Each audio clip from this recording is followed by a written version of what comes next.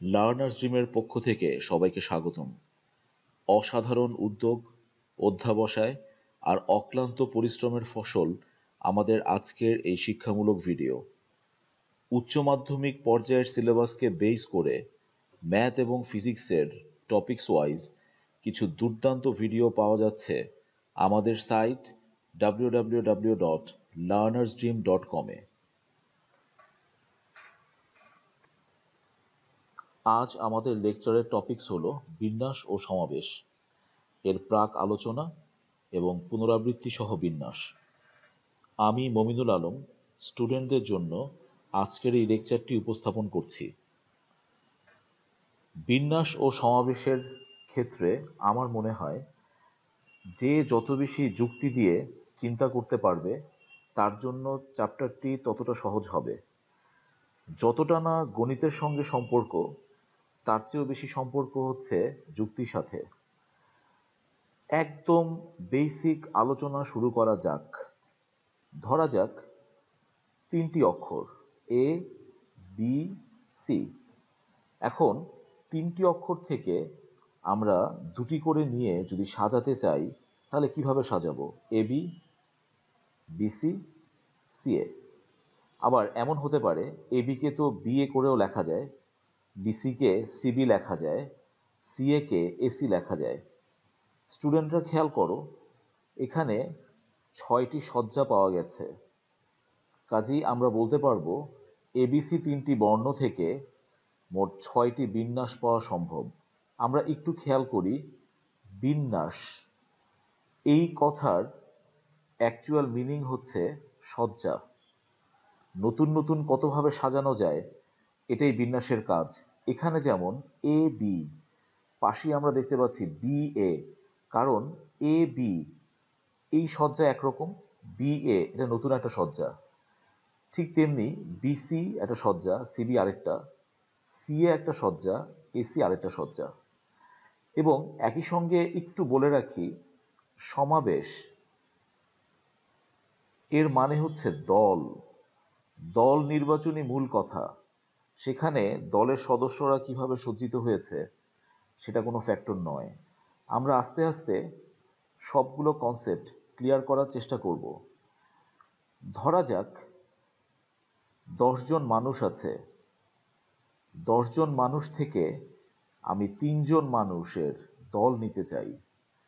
যদি 10 জন থেকে 3 জনের দল নেই, ধরা যাক কামাল, জামাল এবং রহিম, এই 3 জনকে আমি বেছে নিলাম।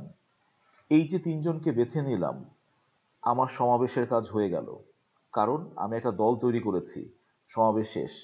কিন্তু যদি বিন্যাস করতে হতো তাহলে কাজটি ছিল 2 ধাপের। প্রথমে 10 জন থেকে আমরা 3 জনের দল বেছে নিব, এরপর 3 জনকে আমরা আগে পিছে করে সাজাবো, যেমন কামাল, জামাল, রহিম, রহিম, কামাল, জামাল, জামাল, রহিম, কামাল, ইত্যাদি ইত্যাদি। তাহলে একটা কথা বলা যায়, আমরা যখন বিন্যাস করব তার আগে সমাবেশ করে নিতে হবে। অর্থাৎ 10 জন থেকে 3 জনের দল সিলেক্ট করতে হবে, এরপর 3 জনকে আগে পিছে করে সাজাতে হবে। তাহলে আমরা একটা কথা বলতে পারি, রুট কোনটি, গোড়া কোনটি? গোড়া হচ্ছে সমাবেশ। সমাবেশ কেন রুট? কারণ আগে তো দলের নির্বাচন, তারপর তো সাজানো। যদি বলা হয় কোনটি আগে এসেছে পৃথিবীতে, ডিম না মুরগি, এ নিয়ে বিতর্ক থাকতে পারে। কিন্তু বিন্যাস ও সমাবেশের মধ্যে সমাবেশ আগে, এ নিয়ে কোনো বিতর্ক নাই। কারণ দল সিলেকশন, তারপর সজ্জা। স্টুডেন্টস, আমরা এখানে বিন্যাস ও সমাবেশের পার্থক্য বুঝার কিছুটা চেষ্টা করেছি। সামনের লেকচারগুলোতে এই পার্থক্য আমাদের কাছে আরো পরিষ্কার হবে। স্টুডেন্টস, বিন্যাসের খুব বেসিক নিয়ে আলোচনা করা যাক।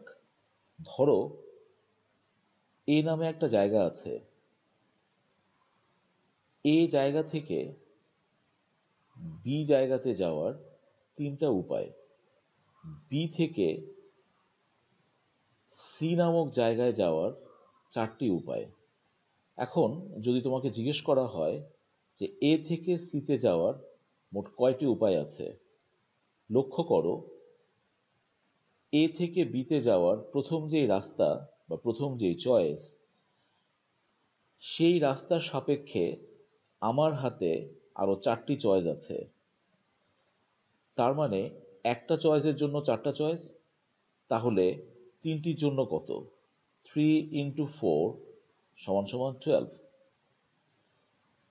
এখন এই উপস্থাপনটি এভাবেও হতে পারে 4 + 4 + 4 = 12। আমরা এক অর্থে যোগ করেছি, আবার যোগকে গুণ আকারে উপস্থাপন করেছি।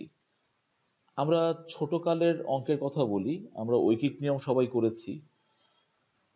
একটা উপায়ের জন্য 4টি উপায়, অতএব 3টি উপায়ের জন্য 3 × 4 = 12টি উপায়। সমস্ত চ্যাপ্টার জুড়ে আমরা এরকম গুণের ক্যালকুলেশন দেখব। সমস্ত গুণের একই কনসেপ্ট, ঐকিক নিয়ম। সমস্ত গুণের ক্ষেত্রেই আমরা বুঝে নিব যে একটার জন্য হয় এতবার, তাহলে 5টা অথবা 10টার জন্য হবে এত ইন্টু এতবার। যত জায়গাতেই গুণের ক্যালকুলেশন আসবে তত জায়গাতেই আমরা বুঝে নিব চয়েসকে গুণ করা হচ্ছে।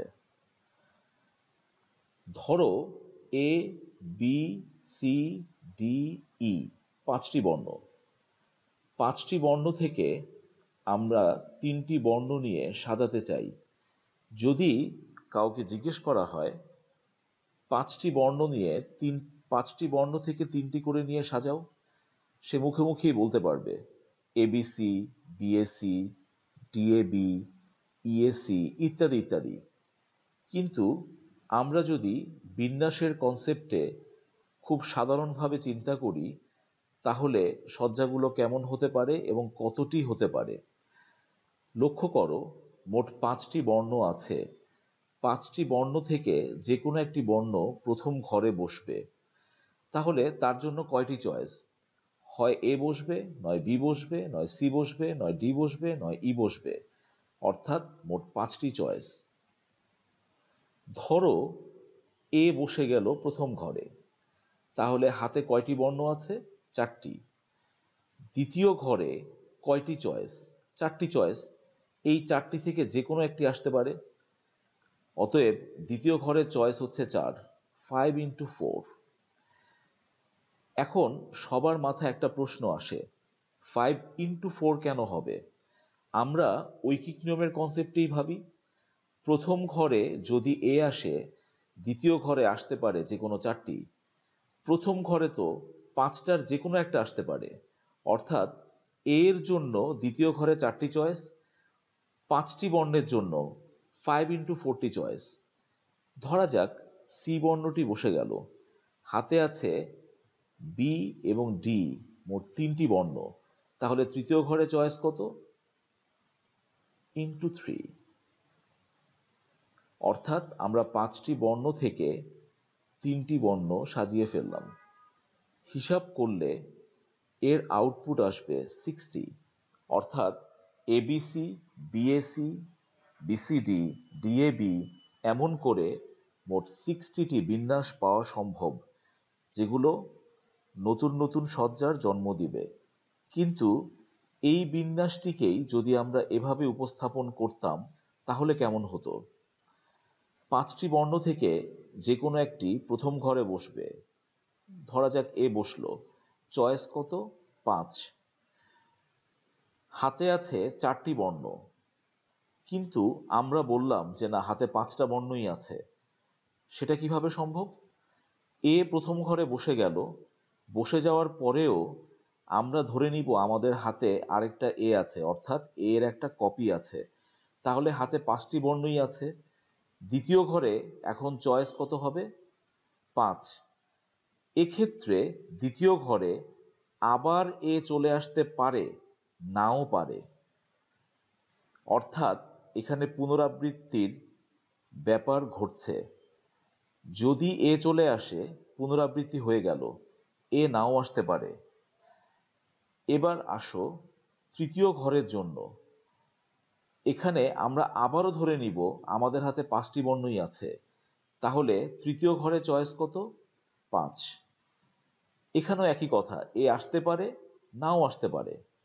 আমরা কি একটু লক্ষ্য করতে পারি যে বিন্যাসগুলো এমন হতে পারে A A A, B B B, এমন হতে পারে A A B, B B C, এমন হতে পারে A B C, B C D.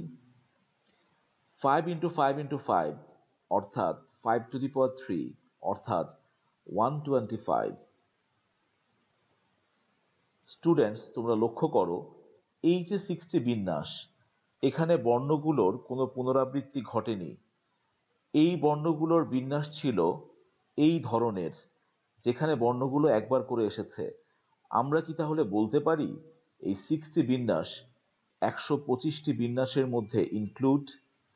অর্থাৎ যখন আমরা পুনরাবৃত্তি সহ বিন্যাস করছি, তার মধ্যে একবার করে আসা বিন্যাসটি অন্তর্ভুক্ত।